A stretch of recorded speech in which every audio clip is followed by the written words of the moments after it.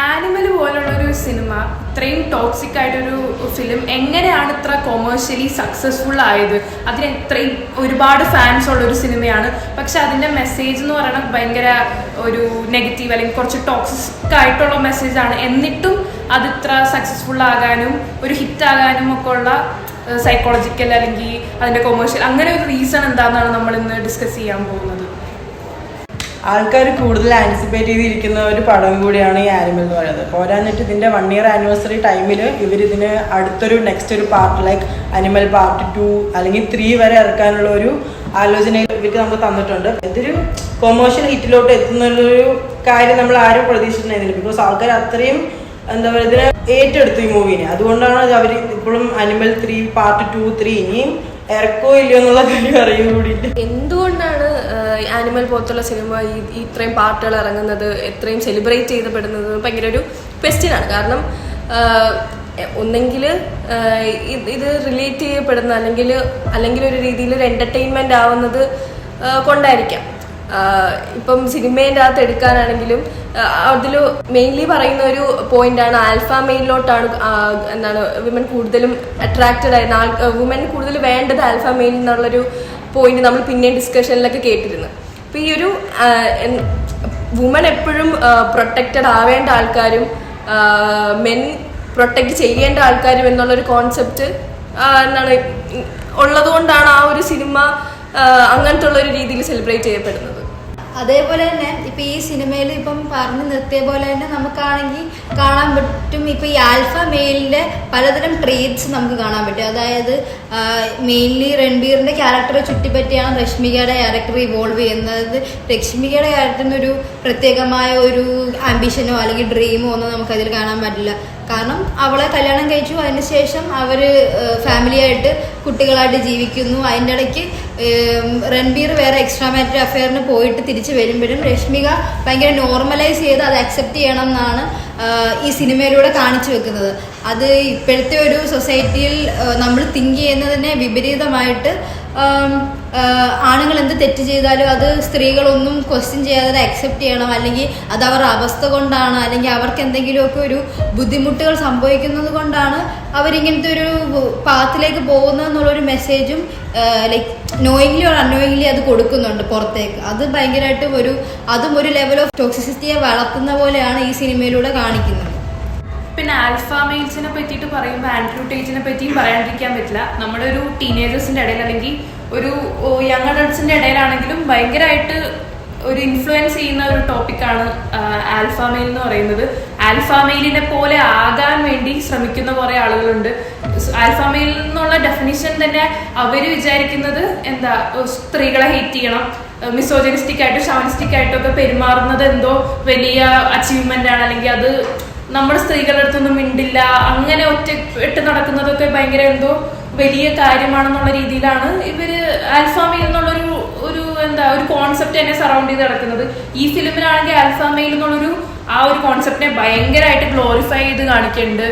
Alpha മെയിലാണ് ഭയങ്കര superior, ബാക്കിയുള്ള alpha male അല്ലാത്തവരൊക്കെ failure ആയി കിടക്കുന്ന ആൾക്കാരാണെന്നുള്ള രീതിയിലാണ് കാണിക്കുന്നത്. ഈ സിനിമയിലാണെങ്കിൽ സ്ത്രീകളെ ഭയങ്കരമായിട്ട് ഹെയ്റ്റ് ചെയ്യുന്ന മാത്രമല്ല, സ്ത്രീകൾക്ക് പ്രത്യേകിച്ച് റോളൊന്നുമില്ല. എല്ലാ സിനിമയിലും സ്ത്രീകൾ വേണമെന്നില്ല, പക്ഷെ ഈ ഉള്ള റോളുകളിൽ എന്തിനോ വേണ്ടിയുള്ള റോളുകളായിരുന്നു. രശ്മികയുടെ ആയാലും തൃപ്തിയുടെ ആയാലും അതിൻ്റെ ഉള്ളിലുള്ള എല്ലാ ഫീമെയിൽ ക്യാരക്ടേഴ്സും രൺബീറിനെ പുകഴ്ത്താനും അല്ലെങ്കിൽ ആ ഒരു ക്യാരക്ടറിനെ സറൗണ്ട് ചെയ്ത് നിൽക്കുന്ന റോളുകളായിരുന്നു എല്ലാ ഫീമെയിൽ ക്യാരക്ടേഴ്സും. പിന്നെ ഈ മൂവിയിൽ ഫീമെയിൽ ക്യാരക്ടേഴ്സിനെ റെപ്രസെന്റ് ചെയ്യിക്കുന്നത് എന്താ പറയുക, അവർക്ക് പ്രത്യേകിച്ച് ഒരു റോൾ ഇതിൽ കൊടുക്കുന്നില്ല. പോരാന്നിട്ട് അവർ എന്താ പറയുക, അവർക്കൊരു ഇപ്പം മെയിനായിട്ടുള്ള പ്രൊട്ടഗോണിസ്റ്റിൻ്റെ സെക്ഷുവൽ ഡിസയേഴ്സ് ഫുൾഫിൽ ചെയ്യാനും അവർക്ക് വേണ്ടിയിട്ടുള്ള കാര്യങ്ങൾ ലൈക്ക് കുക്ക് ചെയ്ത് ഫുഡ് വെച്ച് കൊടുക്കാനും അവരുടെ ഡ്രസ്സ് അലക്കാനുള്ള കാര്യങ്ങൾ, അങ്ങനത്തെയുള്ള കാര്യങ്ങൾക്ക് മാത്രമാണ് ഇവർ ഫീമെയിൽ ക്യാരക്ടേഴ്സിനെ റെപ്രസെന്റ് ചെയ്യിപ്പിക്കുന്നത് ഈ മൂവിയിൽ. ഈ എന്താ പറയുക മെയിനായിട്ടുള്ള പ്രൊട്ടഗോണിസ്റ്റിന് മാത്രമല്ല, ഈ വില്ലൻ ക്യാരക്ടേഴ്സ് അഭിനയിക്കുന്ന ആൾക്കാരായാലും ഒന്നിൽ കൂടുതലും ഭാര്യമാരുണ്ട്. അവരൊക്കെ ഇയാളുടെ ഒരു എന്താ പറയുക സ്ലേവറി ലൈക്ക് ഒരു അടിമത്തം പോലെയാണ് അതിൽ റെപ്രസെന്റ് ചെയ്യിപ്പിക്കുന്നത് അവരുടെ റോൾസ്. ലൈക്ക് അവരുടെ ആ ഒരു മീൻസ് അവർക്ക് ആ ടൈമിൽ ഫീമെയിൽ ക്യാരക്ടറിനെ കാണുമ്പോഴുള്ള ഓരോ സെക്ഷൽ ഡിസയേഴ്സ് തീർക്കാനും കാണിക്കാനും ഇപ്പം രൺവീർ കപൂർ ആണ് ഇത് ചെയ്തേക്കുന്നത്. അപ്പം രൺവീർ കപൂറിന് ഇപ്പൊ ബർഫി പോലത്തെ ഉള്ള ഒരു മൂവിയൊക്കെ ചെയ്തിട്ട് ഇങ്ങനത്തെ ഒരു ക്യാരക്ടറിലോട്ട് അപ്രോച്ച് ചെയ്യുമ്പോഴത്തേക്കും പുറത്തുനിന്ന് അപ്പം ഒരുപാട് പേരുണ്ടാവും രൺവീർ കപൂർ ആളെ ഫോളോ ചെയ്യുന്ന ഫാൻസ് ആയിട്ടുള്ള ആൾക്കാർ. അപ്പം ഇതേപോലത്തെ ഒരു ക്യാരക്ടറും കൂടി അപ്രോച്ച് ചെയ്യുമ്പോഴത്തേക്കും പുറത്തുനിന്ന് ആൾക്കാർ കാണുമ്പോഴത്തേക്കും ഓക്കെ ഇതും ശരിയാണ്, അല്ലെങ്കിൽ ഇതിനൊരു ഇൻഫ്ലുവൻസ് ലൈക്ക് ആളെ ഫോളോ ചെയ്യുന്ന ആൾക്കാർക്ക് ഇത് നല്ലൊരു ഇൻഫ്ലുവൻസ് അല്ല, ഇതിനൊരു വലിയൊരു ഇൻഫ്ലുവൻസ് ഉണ്ടാവും. മാത്രമല്ല ഇപ്പൊ രശ്മികയുടെ കാര്യം പറയാനാണെങ്കിലും പുഷ്പ പോലത്തെ ഒരു സിനിമയായാലും ഇങ്ങനത്തെ ഒരു ക്യാരക്ടറിൽ തന്നെയാണ് ഫോളോ ചെയ്ത് പോകുന്നത്. അപ്പോൾ രശ്മികയുടെ ഒരുപാട് ഫീമെയിൽ ഫാൻസുകൾ രശ്മികയ്ക്ക് ഉണ്ടാവും. അപ്പം എന്താണ് നോക്കുമ്പോൾ രശ്മിക ഇങ്ങനെയാണ് ഫോളോ ചെയ്യുന്നത്, അപ്പോൾ അത് ശരിയാണ്, അല്ലെങ്കിൽ ഇത് നമുക്ക് ചെയ്യാം, ലൈക്ക് ഇത് സൊസൈറ്റിയിൽ ഉള്ളതാണ്, ലൈക്ക് അത് രശ്മികയെ പോലത്തെ ഒരാൾ ചെയ്യുമ്പോഴത്തേക്കും അത് സെലിബ്രേറ്റ് ചെയ്യപ്പെടുക തന്നെ ചെയ്യും. ഇപ്പൊ ദേവേന്ദ് പറഞ്ഞ പോലെ ആണെങ്കിലും ആക്ടേഴ്സ് മാത്രമല്ല, നമ്മളിതിലെ ഒരു മെയിൻ കാര്യമായിട്ട് നമ്മൾ ചിന്തിക്കേണ്ടത് ഇവിടുത്തെ ഡയറക്ടറിന്റെ വ്യൂവും കൂടെയാണ്. കാരണം ഡയറക്ടർ സന്ദീപ് റെഡ്ഡി വാങ്ക തന്നെയാണ്. പുള്ളി ഈ ഒരു ഫുൾ ഓൺ ഫുൾ ഈ സിനിമകളിലെല്ലാം കാണിക്കുന്നത് ഈ ഒരു ഫുൾ വയലൻസും, അതേപോലെ തന്നെ പുള്ളി പോർട്രേ ചെയ്യാൻ ആഗ്രഹിക്കുന്ന ഭയങ്കര ടിപ്പിക്കൽ ട്രഡീഷണൽ മെൻ, അതായത് സ്ത്രീകളെ ഭയങ്കരമായിട്ട് അടിമകളായി കണ്ട് ഭയങ്കര പവറിൽ ജീവിക്കുന്ന ഒരു മെയിൽ ാണ് കാണിക്കുന്നത്. അതാണ് സ്ട്രോങ്, അല്ലെങ്കിൽ അതാണ് പവർ. സ്ത്രീകൾ ഭയങ്കര ഡെലിക്കറ്റ് ആണെന്ന്, അങ്ങനെ ഡെലിക്കറ്റ് ആണെന്നുള്ള അങ്ങനെ തന്നെ പുള്ളി ഒരു ഇന്റർവ്യൂവിൽ പറഞ്ഞിട്ടുമുണ്ട്. Like women are so sensitive and delicate എന്നുള്ള രീതിക്കൊക്കെ പുള്ളി പല പല ഇന്റർവ്യൂസിലും കൊടുത്തിട്ടുണ്ട്. അപ്പം ഇപ്പം പുള്ളിയുടെ വേറെ സിനിമകൾ നോക്കുകയാണെങ്കിൽ ഇപ്പം അർജുൻ റെഡ്ഡി ആണെങ്കിലും ശരി, അല്ലെങ്കിൽ ആനിമൽ ആണെങ്കിലും ശരി, രണ്ട് എൻവയോൺമെന്റിലുള്ള സിനിമകൾ തന്നെയാണ്. പക്ഷെ ഇത് സെയിം അല്ലെങ്കിൽ ബേസ് എന്ന് പറയുന്നത് ഒരേപോലെ തന്നെയാണ്. അതായത് സ്ത്രീകളെ അല്ലെങ്കിൽ ഭാര്യയാണെങ്കിലും ഗേൾഫ്രണ്ട് ആണെങ്കിലും ആ പ്രോട്ടോഗോണിസ്റ്റിന് ഇഷ്ടപ്പെട്ട കാര്യങ്ങൾ ചെയ്തില്ലെങ്കിൽ അടിക്കുന്നു, പിടിക്കുന്നു, പറയുന്നത് ചെയ്തില്ലെങ്കിൽ ഭയങ്കര വയലൻസിൽ കൂടെ അവരെ കാര്യങ്ങൾ സാധിപ്പിക്കുന്നു. ഇപ്പോൾ ഉപേക്ഷിച്ച് പോകണമെങ്കിൽ ഉപേക്ഷിച്ച് പോകുന്നു, അതിനുശേഷം സോറി പറഞ്ഞ് തിരിച്ചു വരുന്നു. അപ്പം അതാ ടിപ്പിക്കലി എല്ലാ പണ്ടത്തെ ആൾക്കാർ ചെയ്യുന്നത് പോലെ ആ ഭാര്യ അല്ലെങ്കിൽ ഗേൾഫ്രണ്ട് അക്സെപ്റ്റ് ചെയ്ത് തിരിച്ച് പിന്നെ പഴയ ജീവിതത്തിലേക്ക് പോകുന്നു. ഇത് തന്നെയാണ് പുള്ളി എല്ലാ സിനിമയിലും കാണിക്കുന്നത്. പ്രത്യേകിച്ച് ഇതിലൊരു പുതുമയില്ലെന്ന് മാത്രമല്ല, നമ്മളിപ്പം വേറെ ഇപ്പം ക്രിട്ടിക്കായിട്ടുള്ള ആൾക്കാർ ഇതിനെ എടുത്ത് കാണിക്കുമ്പോൾ പുള്ളി ഒരിക്കലും അതിനെ ഓക്കെ ഇതിന് ഇങ്ങനൊരു ഇമ്പാക്റ്റ് ഉണ്ട് അല്ലെങ്കിൽ ഇങ്ങനൊരു വശം ഉണ്ടെന്ന് പുള്ളി മനസ്സിലാക്കാതെ അല്ല ഞാൻ ഉദ്ദേശിച്ചത് ഇതാണ്, ഞാൻ ചെയ്തത് ശരിയാണ് എന്നുള്ള രീതിയിൽ തന്നെ ഞാൻ ഇനി ഇങ്ങനെ തന്നെ പടങ്ങൾ ചെയ്യുള്ളൂ എന്നുള്ളൊരു ഇത് കൊടുക്കുമ്പം പല ഇപ്പോഴത്തെ ടീനേജിലുള്ള കുട്ടികളാണെങ്കിലും അല്ലെങ്കിൽ യങ് അഡൽട്ട്സ് ആയിട്ടുള്ള ആൾക്കാരാണെങ്കിലും ഒബ്വിയസ്ലി ഇൻഫ്ലുവൻസ് ആണ്. കാരണം അവർ വിചാരിക്കുന്നത് power will comes to like നമ്മൾ ഇത് ഇങ്ങനെ കുറെ കാര്യങ്ങൾ ചെയ്തു അല്ലെങ്കിൽ കുറെ മാസ് കാണിച്ചാൽ മാത്രമേ ഇപ്പോഴത്തെ ആൾക്കാർ അപ്പീൽ അല്ലെങ്കിൽ അത്ര ഓഡിയൻസ് അപ്പീൽ ചെയ്യുള്ളൂ എന്നുള്ള രീതിക്കാണ് ഈ സിനിമ പറഞ്ഞു വെക്കുന്നത്.